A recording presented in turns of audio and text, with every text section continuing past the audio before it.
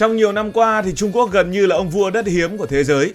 Quốc gia này nắm khoảng 70% sản lượng đất hiếm toàn cầu, một loại vật liệu cực kỳ quan trọng cho công nghệ cao, pin, nam châm siêu mạnh và đặc biệt là giúp cho ngành AI đang bùng nổ. Nhưng giờ đây thì Nhật Bản đang muốn giảm phụ thuộc vào Trung Quốc và Việt Nam bất ngờ trở thành một trong những cứ điểm chiến lược mới. Vì sao Nhật Bản lại chọn Việt Nam và điều này sẽ thay đổi tình hình như thế nào? Chúng ta đang sống trong một thế giới rất hiện đại, chúng ta đang sống trong thời đại của AI. AI bây giờ nó phổ biến, nó len lỏi vào từng ngóc ngách của cuộc sống. Đây là thời đại của chip, của robot, của xe điện, của vệ tinh, của máy bay không người lái và của các trung tâm dữ liệu khổng lồ. Nhưng sâu bên dưới tất cả những công nghệ nghe rất ảo, nghe rất tương lai đó lại là một cuộc chiến trên mặt đất, một cuộc chiến thực tế hơn rất nhiều. Cuộc chiến đào đất, khai khoáng và tranh giành tài nguyên. Nghe hơi ngược đời phải không nào? Nhưng càng hiện đại, con người lại càng phải phụ thuộc vào những thứ nằm dưới lòng đất. Từ chiếc điện thoại ở trong túi, chiếc ô tô chạy ngoài đường cho đến các siêu máy tính. Tất cả đều cần những nguyên tố đặc biệt gọi là đất hiếm. Và vấn đề nằm ở chỗ, Trung Quốc hiện gần như là thống trị lĩnh vực này. Trong nhiều năm thì Trung Quốc âm thầm xây dựng vị thế ông vua đất hiếm của thế giới. Nước này hiện nắm khoảng 70% sản lượng đất hiếm toàn cầu và có thời điểm kiểm soát hơn 80 đến 90% công đoạn tinh luyện. Như vậy có thể thấy cái độ vênh của hai con số này. 70% sản lượng đất hiếm nhưng đến 80 đến 90% sản lượng tinh luyện thì nó chênh 10 đến 20% ở đây. Tại sao lại như thế? Điều đó có nghĩa là một số quốc gia khác có mỏ đất hiếm nhưng vẫn thường phải mang sang Trung Quốc để xử lý. Trung Quốc sẽ tinh luyện tại chính nước này. Và đó cũng là lý do tại sao Mỹ, Nhật Bản và châu Âu bắt đầu lo lắng. Họ lo lắng bởi vì đang phụ thuộc quá nhiều vào Trung Quốc. Và khi các cường quốc công nghệ bắt đầu tìm cách giảm phụ thuộc vào Trung Quốc thì Việt Nam bất ngờ xuất hiện như một cái tên cực kỳ đáng chú ý. Không phải vì Việt Nam giàu nhất khu vực, không phải vì Việt Nam có công nghệ số 1 tại châu Á, mà vì Việt Nam có hai thứ rất quan trọng. Thứ đầu tiên đó là vị trí địa lý và thứ hai chính là tài nguyên, cụ thể ở đây là tài nguyên đất hiếm. Chính điều đó khiến nhiều tập đoàn Nhật Bản bắt đầu xem Việt Nam là một cứ điểm chiến lược mới trong cuộc đua AI và công nghệ toàn cầu. Đây không chỉ là chuyện khai khoáng bình thường. Tiếp tục nói về đất hiếm thì nhiều người nghe hai chữ đất hiếm thường nghĩ ngay tới một thứ gì đó cực kỳ hiếm, nó giống như là đá ngoài hành tinh. Nhưng thật ra không hoàn toàn là như vậy. Đất hiếm không phải là một, mà đất hiếm là một nhóm. Và nhóm này có khoảng 17 nguyên tố kim loại đặc biệt. Chúng tồn tại ở nhiều nơi nhưng cực kỳ khó khai thác. Và khai thác được rồi thì lại càng khó tinh luyện. Cái khó không chỉ nằm ở chuyện đào lên. Khó hơn đó là tách chúng ra khỏi quặng với chi phí hợp lý mà vẫn đảm bảo môi trường. Chính vì vậy trong suốt nhiều thập kỷ, nhiều nước phát triển gần như không muốn đụng vào ngành này bởi vì cái ngành này nó rất là ô nhiễm và chi phí quá lớn. Trung Quốc thì khác, họ chấp nhận đánh đổi môi trường để xây dựng vị thế thống trị của mình ở trong cái ngành đất hiếm. Và rồi thế giới đã bắt đầu phụ thuộc vào đất hiếm giống như con nghiện, phụ thuộc nhiều hơn người ta tưởng. Ví dụ những cái loại nam châm cực mạnh hiện được dùng trong động cơ xe điện, trong máy bay quân sự, trong tuốc pin gió, robot công nghiệp và ổ cứng máy tính chắc chắn là cần những cái nguyên tố đất hiếm. Rồi AI càng phát triển thì nhu cầu đất hiếm càng tăng. Bởi vì AI chúng ta đang dùng nó không chỉ là phần mềm đâu. Muốn AI hoạt động phải có trung tâm dữ liệu khổng lồ. Phần mềm mạnh thì phải có phần cứng mạnh, phải có chip cực mạnh, phải có hệ thống điện khổng lồ, phải có những thiết bị công nghệ cao. Và tất cả những thứ đó đều cần vật liệu đặc biệt. Đó chính là đất hiếm. Và đó cũng là lúc Việt Nam bắt đầu được chú ý. Việt Nam được chú ý bởi vì Nhật Bản cũng muốn giảm phụ thuộc vào Trung Quốc. Trước đây thì họ phụ thuộc nhiều vào tài nguyên Trung Quốc. Nhật Bản vốn là một quốc gia thiếu tài nguyên và người Nhật có lẽ là một trong những quốc gia hiểu rõ nhất cái cảm giác ít tài nguyên nó khổ như thế nào. Ví dụ năm 2010 chẳng hạn, sau căng thẳng quanh quần đảo Senkaku, vẫn còn gọi là Điếu Ngư, cách gọi tùy theo từng bên, thì Trung Quốc đã từng hạn chế xuất khẩu đất hiếm sang Nhật Bản và Nhật hiểu ngay ra vấn đề. Bây giờ mình có ít tài nguyên mà cái ông hàng xóm ở khu vực Đông Á của mình có nhiều tài nguyên, họ không chịu chia sẻ với mình, thế là rất khó khăn. Nhật Bản lại là quốc gia cực mạnh về công nghệ. Mạnh về công nghệ tức là khát tài nguyên. Họ sản xuất ô tô, robot, chip, pin, vật liệu tiên tiến nhưng lại không có nhiều tài nguyên chiến lược. Nó giống như là một đầu bếp giỏi nhưng mà lại không có nguyên liệu nấu ăn, hoặc nguyên liệu nấu ăn lại nằm trong tay của người khác. Từ cái cú sốc này thì Nhật Bản bắt đầu thay đổi chiến lược tài nguyên của mình. Họ đi khắp thế giới để tìm những cái nguồn cung mới, tìm những tài nguyên mới. Họ sang Úc, sang Canada, sang châu Phi, sang Đông Nam Á. Nơi nào có tài nguyên chiến lược thì nơi đó sẽ được đưa vào tầm ngắm của họ.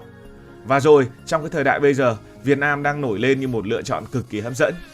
Trước khi nói về tài nguyên của Việt Nam thì cần phải nói có một thứ mà Nhật Bản rất thích ở Việt Nam, đó là vị trí địa lý. Việt Nam có một thứ rất đặc biệt là nằm sát Trung Quốc. Các tập đoàn Nhật Bản muốn giữ nhà máy và nguồn nguyên liệu ở gần Đông Á để tiết kiệm hậu cần, giữ tốc độ giao hàng nhanh và kết nối dễ dàng với Nhật Bản cũng như là Đài Loan. Nếu chuyển toàn bộ sang châu Phi hay Nam Mỹ thì khoảng cách lại quá xa, chi phí vận chuyển lớn hơn nhiều. Việt Nam thì khác, rất gần Trung Quốc và khoảng cách này với Nhật Bản là một khoảng cách có thể chấp nhận được.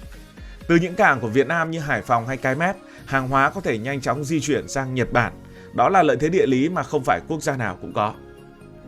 Lợi thế địa lý là một chuyện rồi, bây giờ hãy nói kỹ hơn về lợi thế tài nguyên của Việt Nam. Cụ thể ở đây chính là đất hiếm. Điều khiến nhiều tập đoàn quốc tế chú ý chính là Việt Nam có của để dành dưới lòng đất.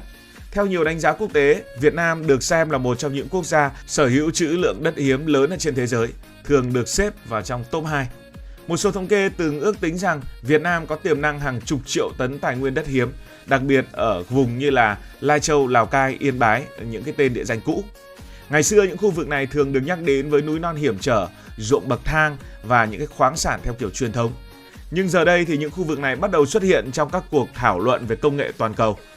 Điều thú vị hơn nữa là nhiều loại đất hiếm của Việt Nam lại đúng vào nhóm thế giới đang rất cần cho công nghệ hiện đại. Chúng ta đã nói đến nam châm, cái loại đất hiếm để tạo ra nam châm thì Việt Nam có. Rồi là các hệ thống quân sự công nghệ cao thì Việt Nam cũng sở hữu loại đất hiếm phù hợp với tạo ra những cái thứ đấy. Nói cách khác, thứ nằm dưới lòng đất của Việt Nam có thể liên quan trực tiếp đến tương lai của ngành AI, xe điện và các cuộc cạnh tranh công nghệ của các cường quốc ở trên thế giới. Điều thú vị là trong suốt nhiều năm, phần lớn người Việt gần như không quá chú ý đến thứ tài nguyên đất hiếm này. Cứ tưởng nó hiếm thì nó giống như là vàng là bạc nhưng không phải. Bởi thời đó thì thế giới chủ yếu quan tâm đến dầu mỏ, than đá hay khí đốt và đất hiếm chưa phải là ngôi sao. Nhưng mà thời đại bây giờ đã thay đổi rồi. Người xưa thì người ta quan tâm tranh nhau dầu mỏ, bây giờ bắt đầu tranh nhau mỏ đất hiếm. Đó là lý do những vùng núi Tây Bắc vốn yên bình giờ bắt đầu được nhắc đến trong các cuộc thảo luận về công nghệ toàn cầu. Điều thú vị đó là Nhật Bản không hành động theo kiểu đem tiền tới mua đất hiếm của Việt Nam, đào mỏ rồi trở về. Thứ họ muốn là một mạng lưới cung ứng trải khắp Đông Nam Á. Ví dụ gần đây, họ hợp tác với Úc để phát triển các dự án đất hiếm tại Việt Nam và Malaysia. Mô hình này thì khá là thông minh. Quặng có thể được khai thác ở Việt Nam, sau đó đưa sang Malaysia tinh luyện rồi mới vận chuyển về Nhật Bản phục vụ các ngành công nghệ cao của nước này. Và trong mạng lưới đó, Việt Nam giữ một vai trò rất quan trọng bởi vì Việt Nam không chỉ có tài nguyên mà còn có môi trường chính trị rất ổn định và vị trí địa lý rất đẹp như đã nói. Đối với các dự án khai khoáng kéo dài hàng chục năm, sự ổn định là yếu tố cực kỳ quan trọng. Không ai muốn bỏ rất nhiều tiền vào một nơi bất ổn và ổn định ở đây, ở Đông Nam Á thì không ai bằng Việt Nam cả. Còn với Việt Nam thì sao? Điều này tác động gì với chúng ta? Liệu có cơ hội thì đồng nghĩa với việc tự động giàu hay không? Không hoàn toàn. Nhiều quốc gia giàu tài nguyên nhưng vẫn nghèo bởi vì họ chỉ bán nguyên liệu thô. Giá trị lớn nhất lại nằm ở công nghệ tinh luyện và sản xuất sản phẩm cuối cùng. Trung Quốc giàu lên từ đất hiếm không chỉ vì có mỏ, họ giàu vì kiểm soát cả chuỗi từ khai thác đến sản xuất nam châm, pin và vật liệu công nghệ. Nếu Việt Nam chỉ đào đất hiếm rồi bán thô thì lợi ích sẽ không quá lớn. Điều quan trọng là phải tham gia sâu hơn vào chuỗi giá trị, ví dụ như là tinh luyện, vật liệu nam châm, pin, linh kiện công nghệ hay là công nghiệp AI. Đây mới là thứ ăn dày. Nó giống như việc là bây giờ nếu mà chỉ bán lúa, bán thóc, bán gạo thì không được nhiều tiền.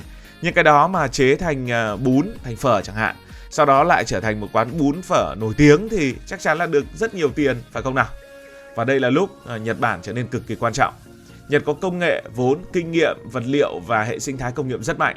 Nếu hợp tác tốt, Việt Nam có cơ hội học hỏi và nâng cấp vị thế kinh tế của mình. Rõ ràng là cuộc cạnh tranh Mỹ và Trung Quốc đã tạo cơ hội lớn cho Việt Nam. Khi các tập đoàn toàn cầu muốn giảm phụ thuộc vào Trung Quốc, họ bắt đầu tìm kiếm những điểm biến mới. Việt Nam nổi lên rất mạnh nhờ vị trí địa lý, rất ổn định chính trị và khả năng kết nối chuỗi cung ứng. Ngày xưa, Việt Nam thường được biết đến như nơi gia công lắp ráp hay sản xuất hàng giá rẻ. Nhưng bây giờ câu chuyện đang thay đổi. Việt Nam bắt đầu xuất hiện trong các cuộc thảo luận về bán dẫn, AI, khoáng sản chiến lược và vật liệu công nghệ cao. Tổng kết lại, ngày xưa các cường quốc tranh nhau thuộc địa vì gia vị, vàng bạc và dầu mỏ. Những cái thứ mà Việt Nam không ngại thì ngày nay họ bắt đầu cạnh tranh vì đất hiếm, cái thứ mà Việt Nam đang mạnh. Thế giới đang bước vào một cuộc chiến hoàn toàn mới và điều rất thú vị là Việt Nam không đứng ngoài cuộc chơi này. Những vùng núi Tây Bắc từng xa xôi giờ có thể trở thành nơi chứa tài nguyên chiến lược của thời đại AI. Những cảng biển Việt Nam từng chủ yếu xuất khẩu giày dép hay quần áo giờ có thể trở thành mắt xích quan trọng của chuỗi công nghệ cao toàn cầu. Còn Nhật Bản, bằng việc tăng tốc đầu tư vào Việt Nam, đang gửi đi một thông điệp rất rõ ràng. Việt Nam không còn chỉ là công xưởng giá rẻ mà đang dần trở thành một quân bài địa lý tài nguyên cực kỳ quan trọng trong thế kỷ 21. Cảm ơn vì đã quan tâm theo dõi câu chuyện này. Bạn nghĩ sao về việc Việt Nam tận dụng tài nguyên đất hiếm? Hãy để lại ý kiến dưới phần bình luận. Cảm ơn các bạn đã dành sự đồng hành cùng Hải Thanh Story. Đi qua những vùng đất,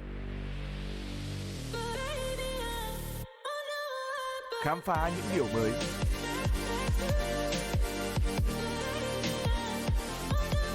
Đừng ngần ngại, hãy để lại những góp ý và xin được hẹn gặp lại.